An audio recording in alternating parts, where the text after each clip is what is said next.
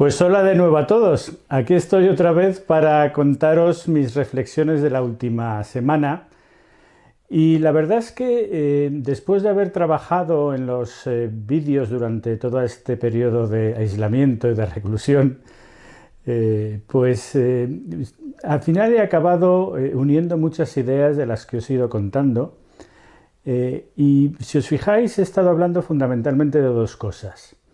Primero he hablado mucho de tecnología, de cómo ha evolucionado la economía desde hace siglo y medio gracias a los desarrollos tecnológicos, de toda la repercusión que ha tenido en el crecimiento económico del mundo.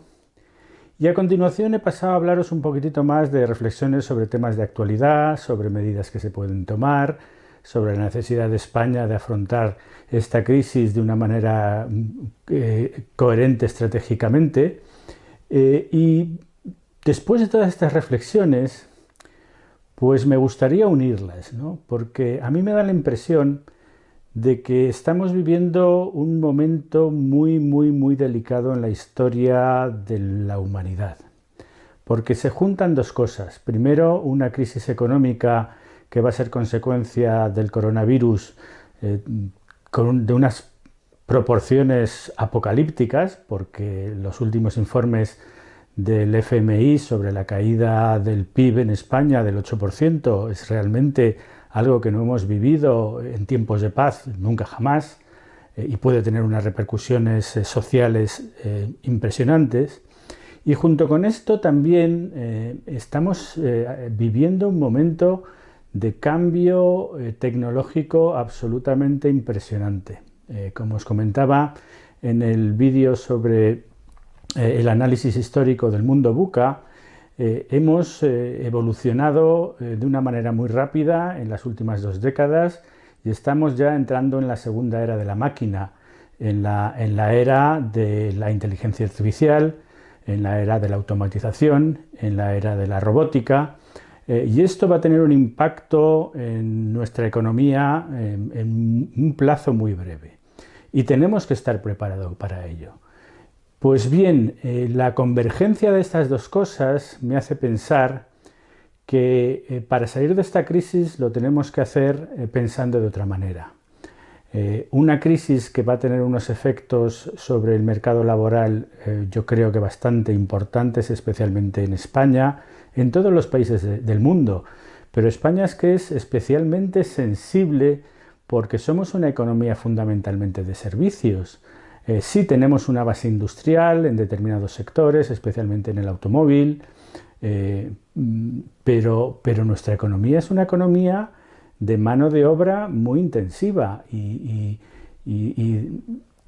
vamos a estar muy afectados. El turismo, la hostelería, son los sectores más afectados por esta crisis. Y por lo tanto, nuestra orientación tiene que estar muy enfocada en salvar a las empresas, en hacer que puedan pasar este periodo tan difícil sin que se destruya nuestro tejido empresarial, porque lo necesitamos para la recuperación, porque tenemos que garantizar que a medio plazo todos estos puestos de trabajo que hoy están en el aire se van a recuperar.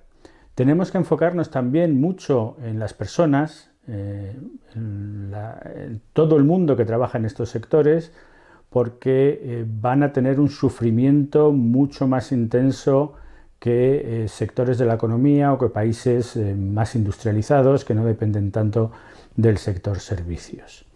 Pero además tenemos que pensar en el largo plazo. Todo este impacto de la segunda era de la máquina va a tener todavía un impacto más profundo en el trabajo del futuro. Estamos asistiendo a un reemplazo de mucha fuerza laboral por automatización, Industria 4.0. Estamos asistiendo a un avance espectacular de la autonomía, por ejemplo, en el automóvil, que puede tener un impacto tremendo en otro sector muy importante de generación de empleo, como es pues, los conductores de transporte por carretera, los conductores digamos de transporte urbano, y de alguna manera tenemos que buscar una solución, una forma de aproximar estos problemas que nos ayude a utilizar las soluciones que ahora pensemos para afrontar la crisis, para apoyar el futuro a medio y largo plazo de nuestra economía y de, digamos, nuestra sociedad democrática, asentada, europea. Y esta, desde mi punto de vista, las soluciones que comentaba en el vídeo anterior, pues son probablemente las únicas que se pueden poner en marcha. Evidentemente, tenemos que pensar que, de alguna manera, el Estado tiene que apoyar económicamente, y el Estado además necesita que el Banco Central Europeo esté también por detrás, por un lado facilitándole liquidez. Desde mi punto de vista sería mucho mejor si este apoyo se hace directamente a los estados, como ya está ocurriendo en Inglaterra o en Estados Unidos. El hacerlo a través de mercados me parece peligroso. Pero además, si os fijáis, alguna de estas estrategias o alternativas que yo planteaba en el vídeo anterior no son algo que se esté discutiendo, que se haya empezado a discutir por efectos de la crisis. Ya se venían discutiendo pues unos años antes. ¿Y en qué contexto se discutían? Pues básicamente hay dos contextos en los que esto ha saltado, digamos, como tema de debate. El primer contexto es el contexto de la robotización y la digitalización. Ha sido un tema de debate durante los primeros compases de la campaña electoral norteamericana a finales del año pasado y principios de este año. Determinados personas en Estados Unidos, especialmente en el mundo tecnológico, están muy preocupadas por el impacto de la automatización, de la inteligencia artificial y de la robótica en la economía del país y en el empleo, y proponen de una manera muy insistente la renta básica universal. Y esto se propone como una salida, como una forma de permitir que las personas afectadas por esta transformación industrial que estamos teniendo tengan los recursos suficientes como para reinventarse a sí mismas, buscar nuevas oportunidades, que las nuevas generaciones que salen por primera vez al mercado de trabajo lo hagan con un colchón suficiente como para poder tener la libertad de decidir hacer aquello que es mejor para ellos en la vida, sin una presión económica que les obligue a centrar sus esfuerzos en la supervivencia básica. Y a mí esto me parece algo bastante razonable. Evidentemente hay un problema de financiación, porque la financiación a base de impuestos, pues siempre, digamos, tiene una inestabilidad bueno, pues es difícil de compensar porque depende mucho de los ciclos económicos.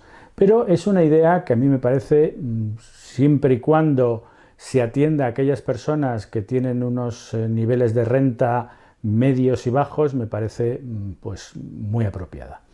La segunda medida, que es el dinero helicóptero, se ha discutido bastante más en Europa que en Estados Unidos, y se ha discutido en un foro completamente diferente. Se ha discutido en foros económicos como una potencial solución a el estancamiento económico de Europa, argumentando que las medidas que durante estos últimos años ha estado tomando el Banco Central Europeo para activar la economía, fundamentalmente